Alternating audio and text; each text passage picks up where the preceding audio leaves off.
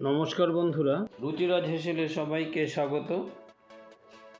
आज शुभ महालया, पितृपक्षेर अवसान, मातृपक्षेर शुभ सूचनाय आमार सकल दर्शक बंधुदेर जानाई शुभ शारद उत्सवेर प्रीति और शुभेच्छा।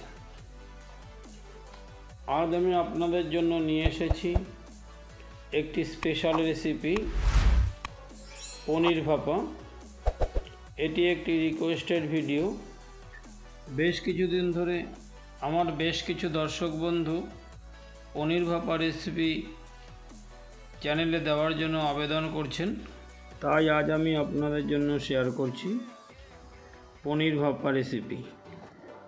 चलुन देखे नेওয়া যাক आमार आजकेर रेसिपि पनीर भापा आमी किभाबे तैरी करी। आमार आजकेर रेसिपि पनीर भापा तैरी करबार जन्य प्रथमे एकटी मशलार पेस्ट तैरी करे नेब।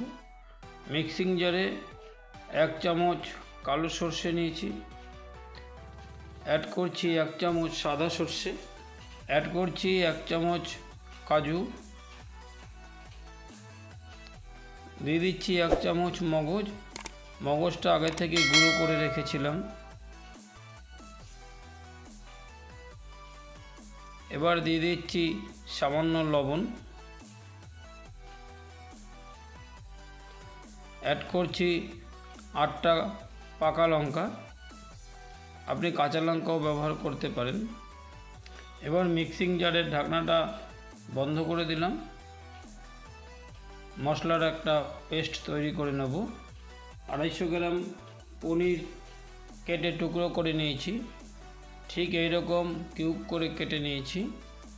দেখুন মশলার পেস্টটা খুব সুন্দর তৈরি হয়েছে। এখন একটি টিফিন বাটিতে মিক্সিং জারে যে পেস্ট করা মশলাটা সম্পূর্ণ দিয়ে দিলাম। মিক্সিং জারটা সামান্য জল দিয়ে ধুয়ে মশলার মধ্যে দিয়ে দিলাম। এবার অ্যাড করছি 1 চামচ হলুদ গুঁড়ো, অ্যাড করছি 1 চামচ লঙ্কার গুঁড়ো, দিয়ে দিলাম স্বাদ মতন লবণ, দিয়ে দিলাম 1/4 টিস্পুন চিনি। সমস্ত মশলা দিয়ে খুব ভালো করে মিশিয়ে নিচ্ছি। এবার এতে অ্যাড করছি 4খানা চিড়ে রাখা কাঁচা লঙ্কা, দিয়ে দিচ্ছি 4 চামচ সরষের তেল।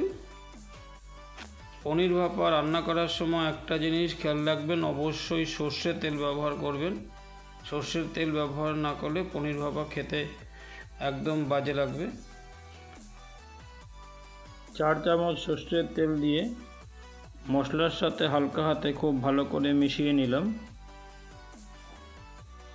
এবার এতে অ্যাড করছি টুকরো করে রাখা পনিরগুলো।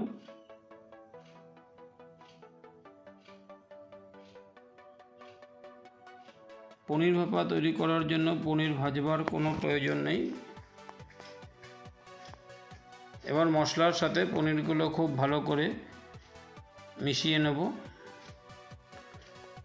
पनीरेर गाये जाते मशला खूब भालोभाबे लागे सेरकम भावे मशला पनीरेर साथे माखाबेन। आपनि प्रयोजने हाथ दिएও मशला माखाते पारेन। ठीक এইভাবে পনিরের সাথে মশলা ভালো করে মাখিয়ে নেবেন। পনিরের সাথে মশলা মাখানো হয়ে গেছে। এবার এতে অ্যাড করছি 1/2 কাপ জল। জল বেশি দেবেন না, তাহলে ঝোলটা বেশি হয়ে যাবে। 1/2 কাপ জল দিয়ে আবার ভালো করে পনিরের সাথে মশলাটা মাখিয়ে নিচ্ছি।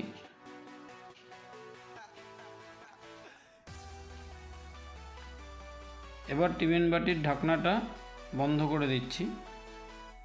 এবার পনির ভাপা রান্না করে নেব। ওভেনে একটি কড়াইতে জল ফুটিয়ে নিয়েছি। জল খুব ভালো করে ফুটিয়ে নেবেন। ফুটন্ত জলের মধ্যে এবার পনির সমেত টিফিন বাটিটা বসিয়ে দিলাম। এবার একটি ঢাকনা দিয়ে ঢেকে দিচ্ছি 15 মিনিটের জন্য।